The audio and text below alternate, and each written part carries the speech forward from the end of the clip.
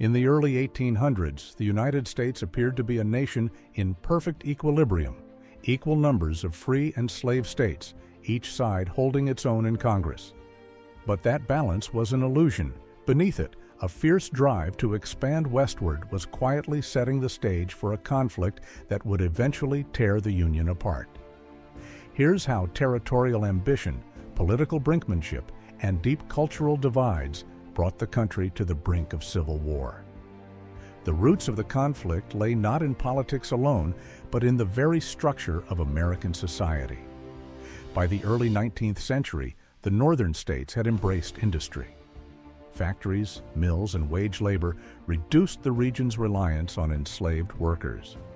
This shift allowed many Northerners to view slavery through a moral lens, especially as waves of European immigrants arrived from nations like Great Britain and France, where abolition had already taken hold. Northern cities swelled with reformers, and abolitionist societies gained traction. The South, in contrast, remained agrarian. Its economy revolved around cash crops, tobacco, rice, and increasingly, cotton. The invention of the cotton gin only deepened the region's dependence on enslaved labor, making cotton production wildly profitable and tying Southern wealth directly to the institution of slavery. For many Southerners, slavery was inseparable from their economic survival and social order, making the moral argument difficult to entertain. Even those who harbored private doubts often supported the system because their livelihoods and the region's political power depended on it. Those differing worldviews collided over the question of expansion. In 1819, the United States, which then counted 22 states in total, faced its first major crisis. Missouri, part of the Louisiana Purchase, applied for statehood. Around the same time, the District of Maine sought to break away from Massachusetts and join the Union. The problem was clear. Missouri appeared likely to permit slavery, while Maine did not. Adding both would maintain the numerical balance between the sections, but the debate revealed how fragile that balance truly was. Northern lawmakers worried that admitting Missouri as a slave state would give the institution new ground and tilt the Senate in favor of the South. Southern representatives insisted that new states should enjoy the same sovereignty the original 13 colonies had in deciding their own laws. The debate raged in both the House and the Senate through 1819, with neither side willing to concede. In February 1820, Speaker of the House Henry Clay brokered a deal. Missouri would enter as a slave state, Maine as a free state, preserving the 11-11 balance. But the compromise went further. The Senate added a provision that drew a line at the 36 degrees 30 minutes parallel, Missouri's southern border, stipulating that any territory north of that line, within the Louisiana Purchase, would be forever free. The Missouri Compromise of 1820 was signed into law, and for a time it seemed to settle the issue. The compromise also set a pattern. Over the next decade and a half, new states were added in pairs. Arkansas entered as a slave state in 1836. Michigan followed as a free state in 1837. Florida joined as a slave state in 1845, and the system of pairing held. But the compromise could not contain the nation's appetite for land. Texas, which had won independence from Mexico in 1836, sought annexation. Its citizens, many of them American settlers, petitioned to join the United States. For years, the U.S. government hesitated, wary of inflaming tensions with Mexico and mindful of British efforts to keep Texas independent. By 1845, however, expansionist fervor won out. Texas was annexed on December 29, 1845, and it entered the Union as a slave state, upsetting the careful equilibrium Northerners had tried to preserve. Worse, Texas brought with it disputed borders. The new state claimed territory extending to the Rio Grande, while Mexico insisted the border lay at the Nueces River. With Texas now part of the United States, those claims became America's problem, and Mexico made clear it would not cede them quietly. President James K. Polk, a Democrat from Tennessee and an ardent believer in manifest destiny, saw an opportunity. He had campaigned on a platform of expansion, promising to acquire California and New Mexico. When Mexico refused to sell those territories, Polk moved toward confrontation. He dispatched diplomat John Slidell to Mexico City with an offer of $30 million for California, New Mexico, and the disputed Texas borderlands. The Mexican government, outraged at the very idea, refused even to meet with Slidell. Polk, angered by the snub, prepared for war. In early 1846, Polk ordered American troops under General Zachary Taylor to advance into the disputed territory between the Nueces and the Rio Grande. The move was deliberately provocative. In April, Mexican forces crossed the Rio Grande and attacked a U.S. patrol, killing or wounding several American soldiers. Polk used the incident to ask Congress for a declaration of war, declaring that Mexico had shed American blood upon the American soil. The Mexican-American War lasted from 1846 to 1848. It showcased the talents of future Civil War generals like Ulysses S. Grant and Robert E. Lee, both of whom gained valuable combat experience. American forces captured Mexico City in September 1847, and the war ended with the Treaty of Guadalupe Hidalgo in February 1848. Mexico was forced to cede not only the disputed Texas territory, but also the vast region that would become California, Arizona, New Mexico, Nevada, Utah, Colorado, and Wyoming. The United States paid Mexico $15 million and assumed claims of American citizens against the Mexican government. President Polk had gotten his way, and more. But the new territory reignited the slavery debate with a vengeance. Northerners accused Polk, a slaveholder, of waging the war to expand slave territory. The question of whether slavery would be allowed in the newly acquired lands now loomed over Congress. Over the next few years, California, Iowa, and Wisconsin all pushed for statehood. Iowa joined in 1846, Wisconsin in 1848, and California's gold rush population boom led it to seek admission in 1850. California's Constitution prohibited slavery, which threatened to tip the balance in the Senate. Southerners balked. The crisis was resolved with the Compromise of 1850, a package of 5 bills shepherded by Henry Clay and Stephen Douglas. Its provisions were complex. California was admitted as a free state. The territories of New Mexico and Utah were organized under popular sovereignty, meaning their residents would decide the slavery question. The slave trade, but not slavery itself, was abolished in Washington, D.C. A stricter Fugitive Slave Act was enacted, requiring federal officials to assist in capturing escaped slaves and penalizing anyone who aided them, even in free states. And Texas surrendered its claims to New Mexico territory in exchange for federal assumption of its debts. The compromise temporarily quieted the storm, but the Fugitive Slave Act outraged many Northerners. It galvanized abolitionists, turned previously apolitical citizens into activists, and made the federal government complicit in enforcing slavery on free soil. Tensions only escalated when Senator Stephen Douglas of Illinois pushed for the organization of the Nebraska Territory to facilitate a transcontinental railroad. The resulting Kansas-Nebraska Act of 1854 divided the territory into Kansas and Nebraska and left the question of slavery to popular sovereignty. In doing so, it effectively repealed the Missouri Compromise line, a move that enraged Northerners who had considered that line a sacred bargain. The act triggered a rush of settlers into Kansas, with both pro-slavery border ruffians from neighboring Missouri and anti-slavery free staters flooding the territory to influence the vote. Violence soon erupted. Election fraud was rampant. Pro-slavery forces staged illegal elections, while free staters formed their own rival government. Skirmishes, arson, and armed raids followed. The territory earned the grim nickname Bleeding Kansas.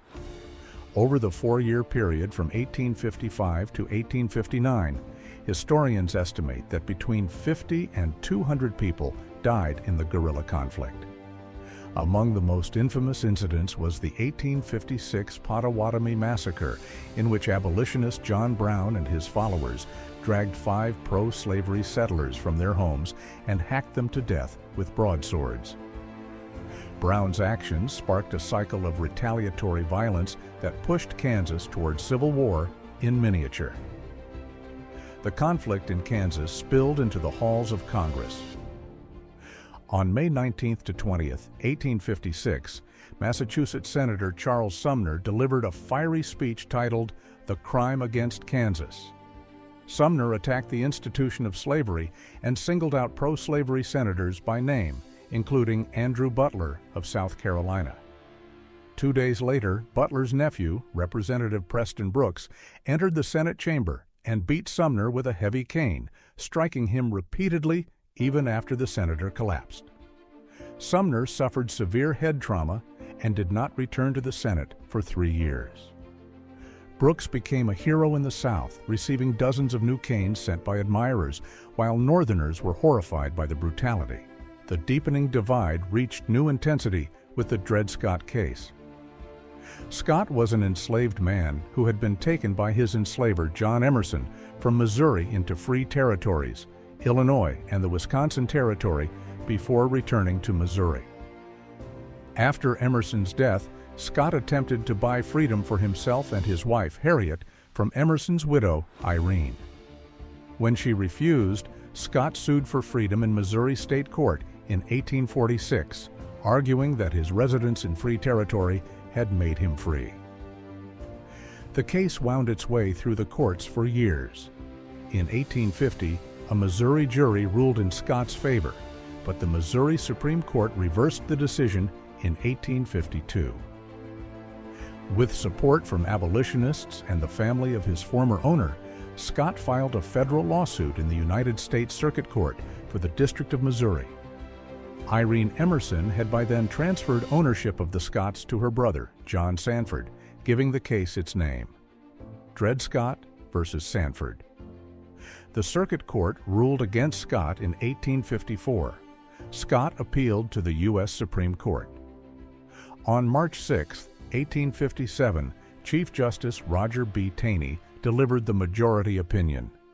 The court ruled that Scott had no right to sue because, as an African American, he was not, and could never be, a U.S. citizen.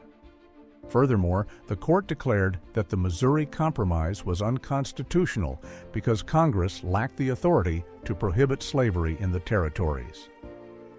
The decision sent shockwaves through the North, where many now believed that the slave power, a conspiracy of Southern slaveholders, controlled all 3 branches of government. Though the Scotts were finally granted their freedom in 1857 by Irene Emerson's new husband, an abolitionist, the legal precedent stood. By 1859, the nation was primed for a spark. John Brown, the abolitionist who had led the Potawatomi Massacre, now planned a far more ambitious strike. On October 16, 1859, he and a small band of followers, including several of his sons, seized the federal armory and arsenal at Harpers Ferry, Virginia, now West Virginia. Brown hoped the raid would inspire a massive slave uprising, but few slaves joined him. Local militia pinned down his raiders, and a force of U.S. Marines commanded by Colonel Robert E. Lee stormed the engine house where Brown and his men had taken refuge. Most of the raiders were killed or captured. Brown was captured, tried for treason against Virginia, and hanged on December 2, 1859. In the North, church bells tolled, and many hailed Brown as a martyr. In the South, the raid confirmed fears that abolitionists would use violence to destroy slavery. The event hardened attitudes on both sides. The presidential election of 1860 proved to be the breaking point. The Democratic Party split into Northern and Southern factions, while a fourth party, the Constitutional Union Party, attempted a moderate path. Abraham Lincoln, the Republican nominee, ran on a platform opposing the expansion of slavery into the territories. He won the election with only about 40% of the popular vote, carrying every northern state but none of the southern ones. For many in the South, Lincoln's election signaled an existential threat. South Carolina had already threatened secession if a Republican won. On December 20, 1860, the South Carolina General Assembly called a convention that voted unanimously to secede from the Union. A month later, 6 other states, Mississippi, Florida, Alabama, Georgia, Louisiana, and Texas, followed. In February 1861, they formed the Confederate States of America, with Jefferson Davis of Mississippi as their provisional president. Lincoln, in his inaugural address, insisted he had no intention of interfering with slavery where it already existed and pleaded for reconciliation, but he also declared that secession was illegal and that he would hold, occupy, and possess federal property. The stage was set for the final confrontation. Fort Sumter, a federal stronghold in Charleston Harbor, became the flashpoint. The fort was low on supplies, and its commander, Major Robert Anderson, had refused Confederate demands to surrender. Confederate General P.G.T. Beauregard, who had been Anderson's artillery instructor at West Point, ordered batteries to open fire on April 12, 1861. The bombardment lasted 34 hours. Anderson surrendered on April 13th, and the fort was evacuated the next day. Lincoln immediately called for 75,000 volunteers to suppress the rebellion. In response, Virginia, Arkansas, Tennessee, and North Carolina seceded and joined the Confederacy. The Civil War had begun. By that time, the balance that had seemed so stable in 1819 was shattered. The Union entered the conflict with distinct advantages: a population of about 22 million versus the Confederacy's 9 million. Of those, the Union would eventually enlist around 2 million soldiers, while the Confederacy would enlist about 900,000. The North boasted nearly 20,000 miles of railroad, double the South's mileage, giving it a critical edge in moving troops and supplies. And the northern states produced roughly 90% of the nation's industrial goods, from firearms to textiles. The Confederacy did have strengths: a defensive war on its own soil, a strong cavalry tradition, and gifted military leaders like Robert E. Lee, Stonewall Jackson, James Longstreet, Nathan Bedford Forrest, and Patrick Cleburne. But the North's advantages in manpower, industry, and infrastructure would prove overwhelming over 4 years of brutal conflict. The story of how the United States arrived at Fort Sumter is a reminder that balance, when built on a foundation of division, can only hold for so long. Every new territory added to the map only deepened the rift that would eventually demand a reckoning. If you're interested in more stories from American history, we've got plenty more to explore. If you enjoyed this deep dive into the road to the Civil War, subscribe to the War Files HQ and ring the notification bell so you don't miss the next one. There's always more history to uncover. Join us as we keep exploring. Thanks for watching.